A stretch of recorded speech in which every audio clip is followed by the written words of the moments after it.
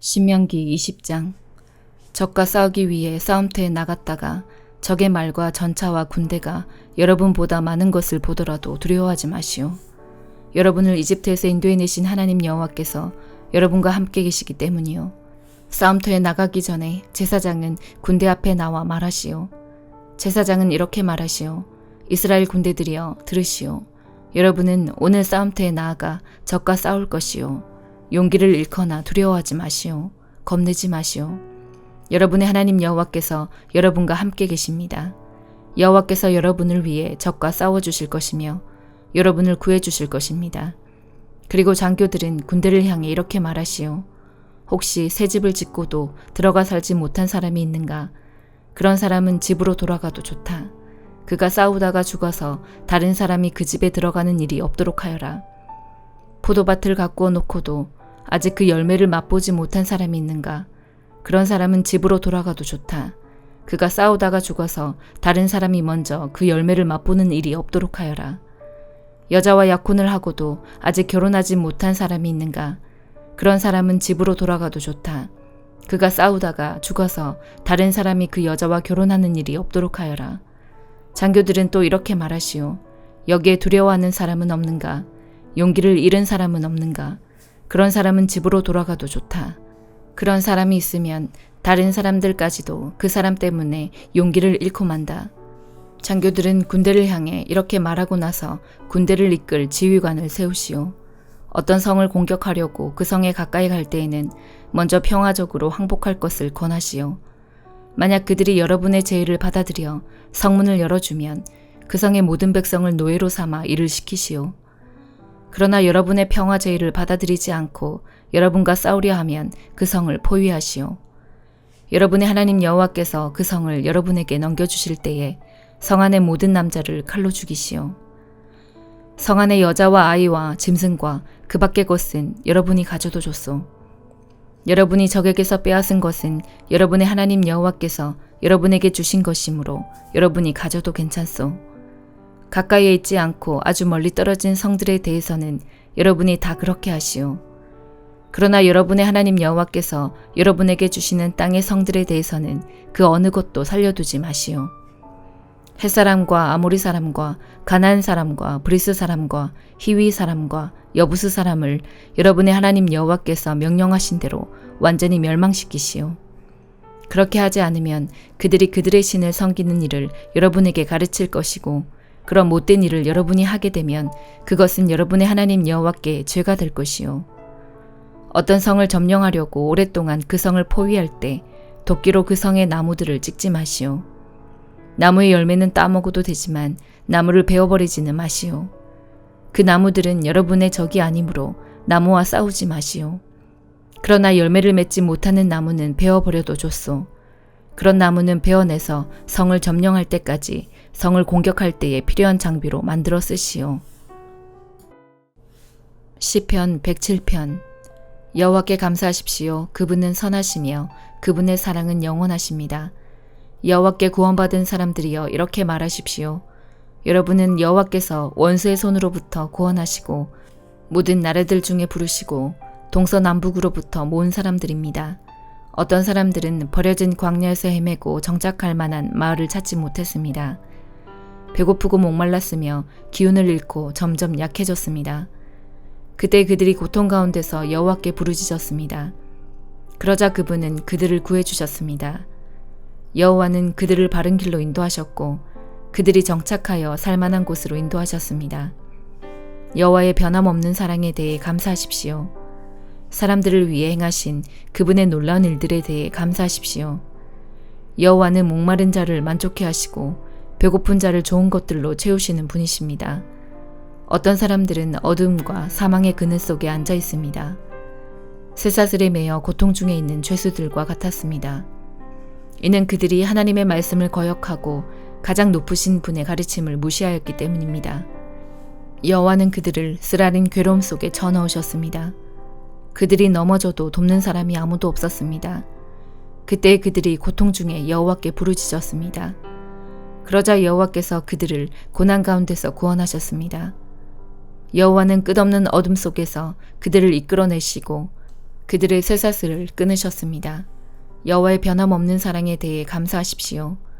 사람들을 위해 행하신 그분의 놀라운 일들에 대해 감사하십시오. 그분이 논문을 부수고 쇠빗장을 깨뜨리셨습니다. 어떤 사람들은 반항하다가 어리석은 자가 되었으며 죄를 짓다가 어려움을 겪게 되었습니다. 그들은 모든 음식을 싫어하게 되었으며 결국 죽음의 문턱 가까이에 가게 되었습니다.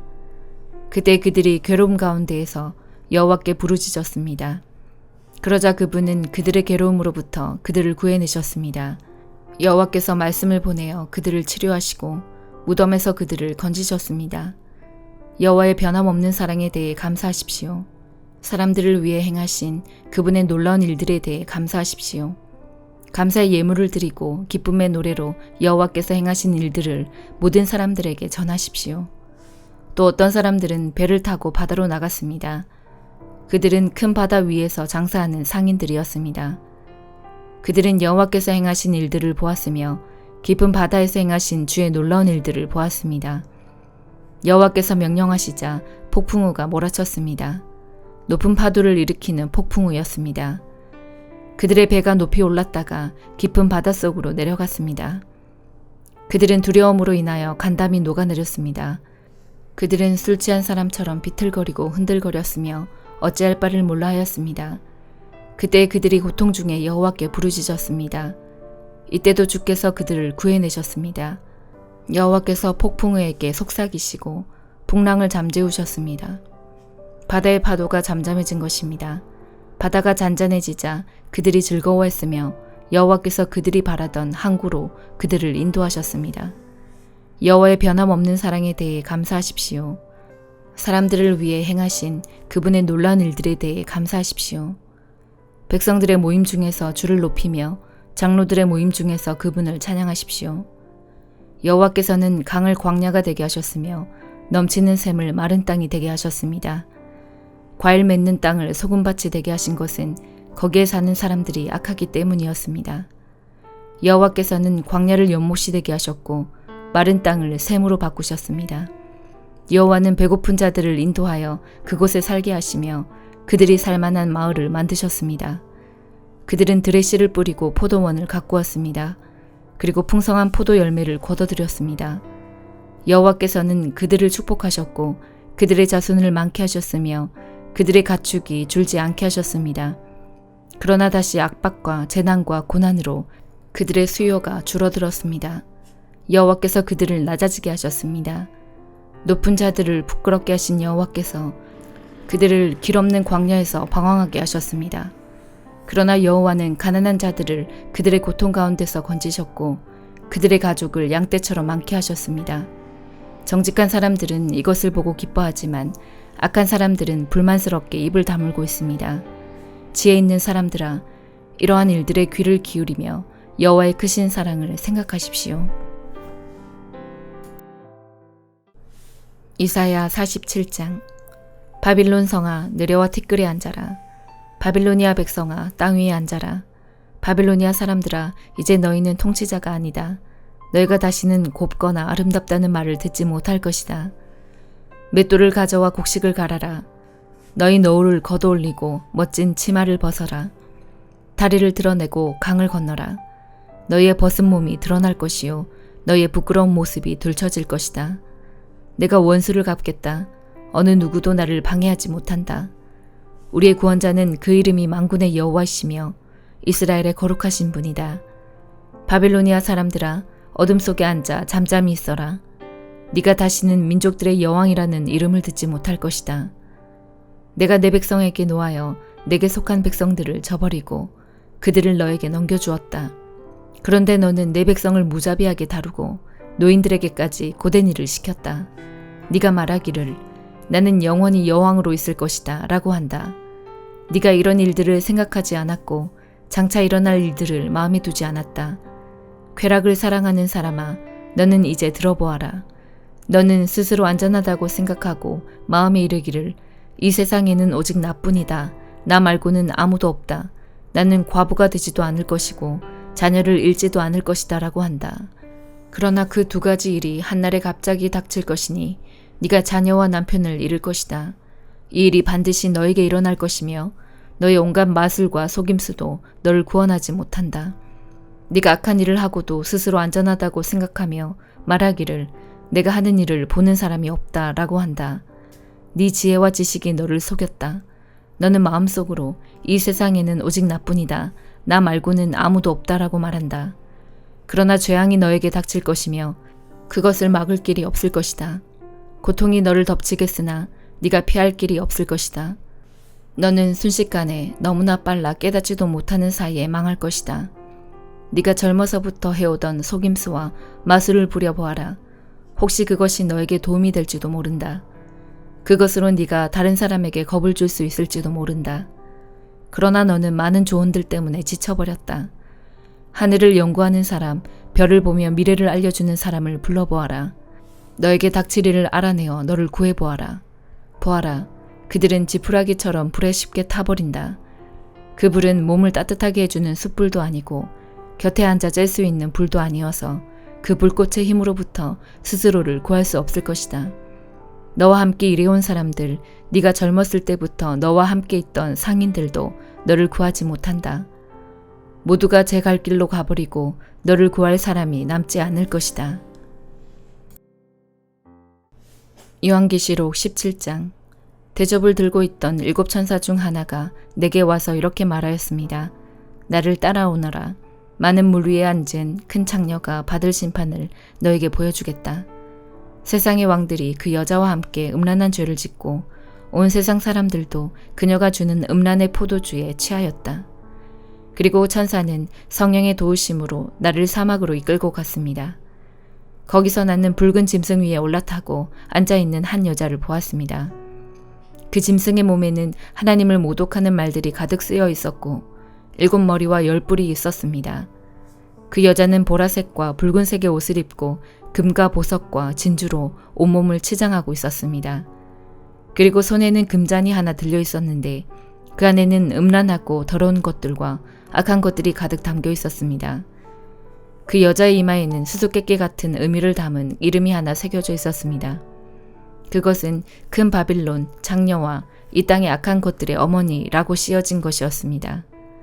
그 여자는 예수님의 증인들의 피와 성도들의 피를 마시고 취해 있었습니다. 나는 그 여자를 보면서 소름이 오싹 끼쳤습니다. 그러자 천사가 내게 이렇게 말하였습니다. 왜 놀라느냐? 이 여자가 누구이며 또 이 여자를 태우고 있는 짐승이 무엇을 의미하는지 내가 가르쳐 주겠다. 네가 본 짐승은 전에는 살아 있었으나 이제는 죽었다. 그러나 곧 다시 살아나 끝없는 구덩이에서 올라왔다가 영원히 멸망하게 될 것이다. 세상이 창조된 이래 생명책에 기록되지 않는 사람들은 그 짐승을 다시 보고 놀랄 것이다.